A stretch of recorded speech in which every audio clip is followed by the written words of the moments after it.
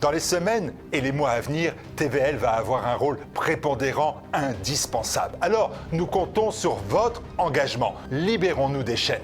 Merci de votre soutien maintenant.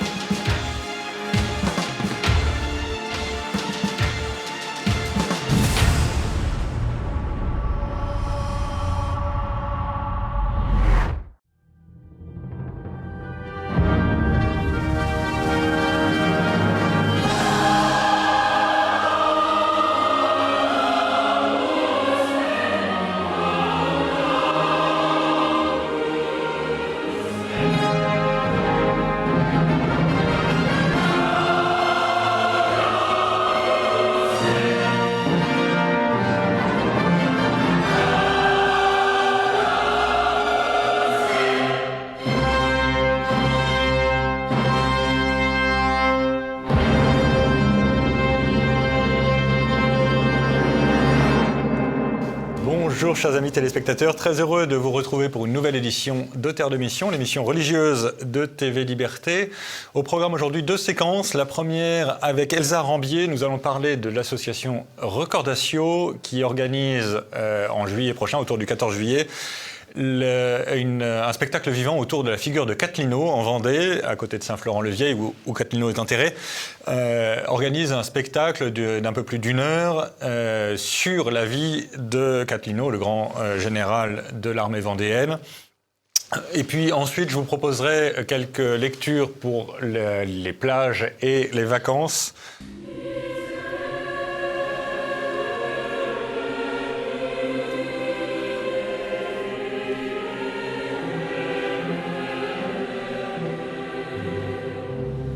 Bien, retour sur le plateau de Terre de Mission et j'ai le plaisir d'accueillir Elsa Rambier. Bonjour Elsa. Bonjour monsieur. Vous êtes directrice de Recordatio, directrice de la production de Recordatio et vous venez présenter un superbe projet qui s'appelle Le choix des armes sur la vie de Cathelineau. Alors d'abord, Cathelineau c'est qui ? Alors Cathelineau, c'est un généralissime vendéen donc qui s'est battu pendant les guerres de Vendée contre les armées républicaines et notamment pour la défense du roi et également la défense du Christ et du coup des prêtres, notamment des prêtres réfractaires. C'est ça. Exactement. Et donc l'objectif, c'est vraiment de mettre en valeur sa figure, qui est une figure majeure pendant les guerres de Vendée. On a souvent tendance à parler de charrette et pour nous, ça a été important de parler de Cathelineau, notamment puisque la vice-présidente de l'association est une descendante directe de Cathelineau. Et donc il y a une tribu de descendants de Cathelineau. Exactement, exactement. Il y a eu une cousinade récemment qui a réuni plus de 600 personnes à Saint-Florent-le-Vieil, justement. Et donc c'est grâce à cette cousinade qu'il y a eu cette volonté en fait de mettre en valeur la vie de Cathelineau, son choix, le choix justement de prendre les armes et également de mettre en valeur sa figure qui est le saint de l'Anjou. On l'appelle souvent comme ça.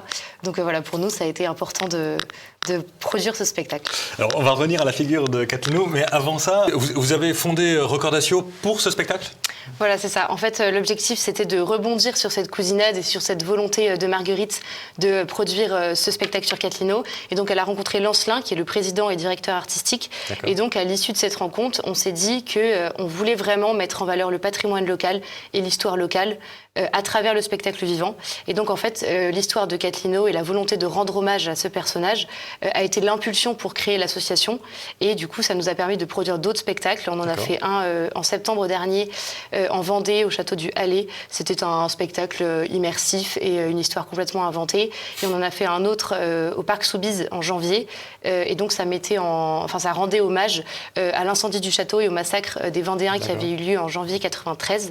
Et donc, cette association vraiment a pour but de mettre en valeur le patrimoine local qui est peu connu et également l'histoire locale qu'on connaît moins, justement en parlant de Cathelineau qui est un héros peu connu.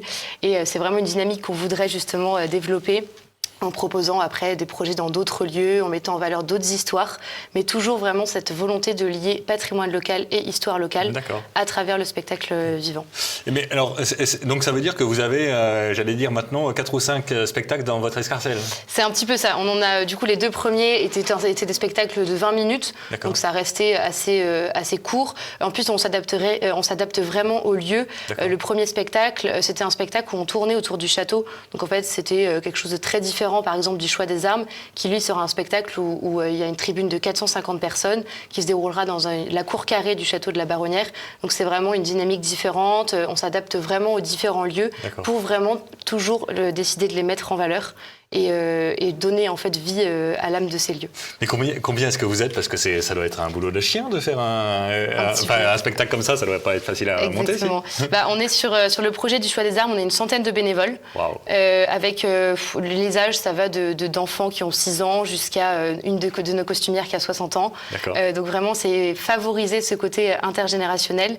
Et donc oui, on est 130 en tout dans l'association en comptant les différents projets, mais une centaine sur le projet du choix des armes. Tous bénévoles, donc ça c'est vraiment beaucoup de travail pour chacun d'entre nous. Peut-être qu'à terme on pourra professionnaliser, mais l'objectif c'est vraiment aujourd'hui de garder de garder cette impulsion bénévole. Et alors, le choix des armes, c'est un spectacle, là pour le coup, c'est un vrai long spectacle. J'ai lu que ça faisait 1h30, c'est quand même, c'est pas une opération simple à monter, si? Exactement, c'est un spectacle du coup plutôt 1h10 en comptant le début, la présentation et la fin du spectacle. C'est un spectacle du coup avec plusieurs scènes différentes qui retracent donc la vie de Catlino, donc en partant un petit peu de la révolte des conscrits qui a eu lieu en 93, en passant par les différentes batailles, en passant par sa nomination de généralissime en 93, et enfin en finissant sur sa mort le 14 juillet 1793. Et donc voilà, ça retrace un petit peu des différents épisodes de sa vie, des combats. Il y a également des scènes de danse, des scènes de village, avec vraiment ce côté populaire, puisqu'en fait Catlino a vraiment incarné une dimension très populaire des guerres de Vendée. Et donc on retrouve pas mal cette dimension populaire dans les scènes de danse, des scènes vraiment très familiales, des scènes de pèlerinage. Et donc le lieu là, qui est la cour carrée du château de la Baronnière se prête beaucoup à cette volonté. Alors le château de la Baronnière, ça se trouve où? Alors ça se trouve sur la commune de La Chapelle-Saint-Florent, qui est pas très loin de Saint-Florent-le-Vieil, donc lieu où Catlino est enterré. Et donc c'est un château qui appartient à des propriétaires privés, monsieur et madame Duboucheron, dont monsieur Duboucheron est président du Souvenir vendéen. Donc en fait, il nous prête gracieusement le lieu pour la Vendée, justement. Exactement. Et donc il nous prête la cour carrée du château pour une semaine cet été. Alors justement, les spectacles, si j'ai bien retenu, ça va du 13 juillet au 17, donc autour de l'anniversaire de la mort de Catlino. C'est ça. Et tous les soirs? Tous les soirs, exactement, à partir de 22h30. Donc pour 1h10 de spectacle. On a décidé de le faire à la nuit tombée, puisqu'il y avait des effets de son et lumière. Et alors, revenons peut-être un peu à la figure de Catlino. On dit que c'est le Saint d'Anjou, parce que, j'allais dire, c'est la caricature de l'Anjou. Donc c'est pas un Vendéen à proprement parler, hein, c'est quelqu'un du Sud, si je puis dire. Exactement. Mais c'est une caricature de ce catholique qui a été réévangélisé au XVIIIe siècle par Saint-Louis-Marie Grignon-Montfort. Donc c'est ce qui a fait d'ailleurs la force du soulèvement vendéen, c'est que beaucoup de gens dans les villages étaient réellement attachés à leur piété, notamment Sacré-Cœur, mais pas uniquement, Chapelet. Et Catlino est très incarnation de ça, ce qui est beaucoup moins fort pour les grands nobles qui ont dirigé l'insurrection, qui étaient un peu plus, pas voltairiens, c'est beaucoup dire, mais enfin un peu plus distants par rapport à la piété populaire. Et ça, on le retrouve pas mal justement au tout début de sa vie. En fait, au début, il s'engageait très peu dans l'armée, puisque déjà, il faisait pas partie de cette caste de la noblesse qui sont beaucoup engagés, comme Delbé ou comme Charette. Mais au tout début, il organisait en fait à Saint-Florent-le-Vieil des pèlerinages clandestins, par exemple à Notre-Dame de Bellefontaine. Et donc en fait, c'est comme ça qu'il a un petit peu engagé son engagement justement auprès de ces foules en fait qui se sont levées contre la République, justement en organisant ces pèlerinages clandestins. Et après en fait, en voyant les différents soulèvements à Saint-Florent-le-Vieil, il a décidé de prendre la tête justement des personnages, des gens qui se levaient à Saint-Florent. Et après du coup, il est parti à Jalais, il est parti à Cholet, il est parti de nombreuses villes. Et après, il s'est rattaché justement aux grandes figures aristocratiques et donc a été nommé généralissime en 93 des armées catholiques et royales. Alors, j'ai lu quelque part, je sais plus, c'est peut-être moi qui raconte des bêtises, mais j'ai lu qu'il était colporteur de son métier et que ça avait été l'une des raisons pour lesquelles il avait été aussi efficace au début des guerres de Vendée. Exactement. Justement, on dit qu'il avait fait en une seule soirée ce que les armées faisaient en 10 ans. Parce que justement, il avait ce côté de son précédent métier qui lui permettait d'avoir des stratégies différentes et surtout qu'il connaissait les lieux, il connaissait très bien les Mauges. Donc en fait, ça lui a permis du coup de s'appuyer avec les autres personnes qui se sont levées à Saint-Florent et donc de bénéficier de cette connaissance du terrain qui lui a permis du coup de prendre de l'avance sur les différentes guerres qu'il a menées contre les Républicains. Et comment, enfin c'est quand même très étrange j'allais dire un simple paysan, c'est pas tout à fait un paysan, mais pas loin. Comment est-ce qu'il est nommé généralissime alors qu'il y a quand même pas mal de gens dont le métier est la guerre. Enfin, Charette, il avait une vraie expérience de la guerre. Delbé, pareil. Enfin, La Roche-Jacquelin, les grands chefs vendéens ont une expérience de la guerre. Catlino, pas du tout.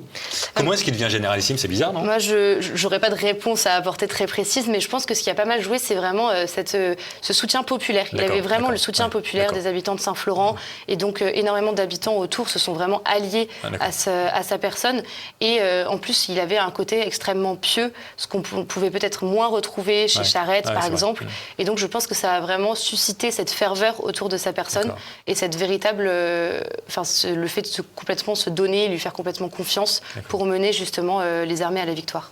Et lui, ce qui l'a mobilisé, si je puis dire, c'est la révolte des conscrits ou c'est les prêtres réfractaires et la défense de la foi? À l'origine, hein, après, je pense que les deux sont...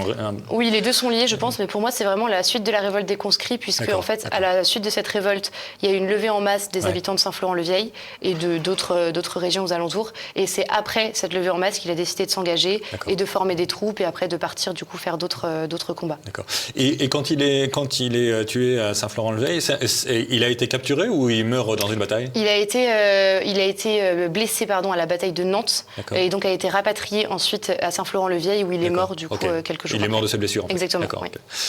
Et aujourd'hui encore, on peut vénérer sa tombe? Oui, alors elle se trouve dans une chapelle à Saint-Florent-le-Vieil. Je ne saurais pas dire où, on n'a pas encore eu l'occasion d'aller sur sa tombe.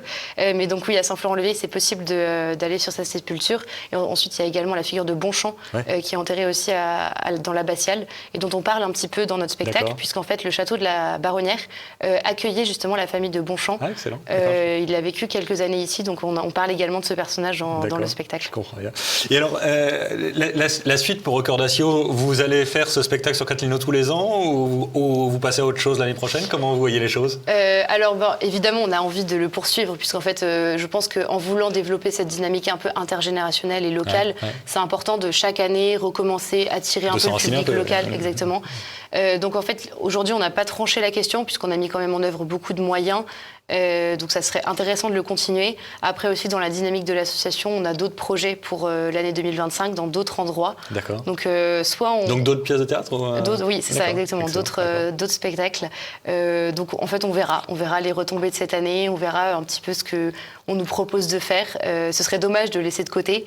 Et en même temps, l'objectif, c'est vraiment de mettre en valeur plein de petits endroits en France et différents patrimoines. Donc c'est important, je pense, de peut-être partir ailleurs ou bien déléguer une équipe, on verra. Et alors, vous considérez que vous avez eu un succès, donc j'ai compris que vous aviez une tribune de 450 personnes. Oui. Vous pensez avoir 450 personnes les 4 ou 5 soirs d'affilée? Alors, on espère beaucoup. On va beaucoup. Je vous le souhaite. J'espère, chers amis téléspectateurs, si vous êtes en Vendée pendant cet été, j'espère que vous irez là-bas. C'est quand même une façon de fêter le 14 juillet un peu plus élégante que d'aller se biturer, comme tout le monde, au bal des pompiers. Pardon, c'est fin de la parenthèse anti-républicaine. Allez-y. Donc oui, c'est 450 places par soir. On remplit petit à petit les tribunes. On a beaucoup communiqué sur les réseaux, également sur place, en tractant. On a encore beaucoup de travail à faire, mais on espère que ça se remplira un maximum pour faire connaître l'histoire locale. Ouais. Et puis l'histoire de Catlino, quand même. Objectivement, il n'est pas canonisé, mais c'est quand même une belle figure de saint catholique à l'ancienne, je trouve. Exactement. À la fois un type enraciné, mais qui met sa peau au bout de ses idées, quand même. Exactement. Merci beaucoup, chère Elsa, et évidemment, tous nos vœux de succès pour le choix des armes et pour Recordatio de façon générale, mais commençons par le choix des armes. Chers amis téléspectateurs, si vous êtes dans l'Ouest J'allais dire comme tous les gens civilisés, pardon pour le chauvinisme. Mais si vous êtes dans l'Ouest, au mois de juillet, profitez-en. 13, 14, 15, 16 et 17, si j'ai bien compris, à 22h30, au château de la Baronnière, le choix des armes. Je pense que vous ne perdrez pas votre soirée. Merci beaucoup, Elsa. Merci, monsieur.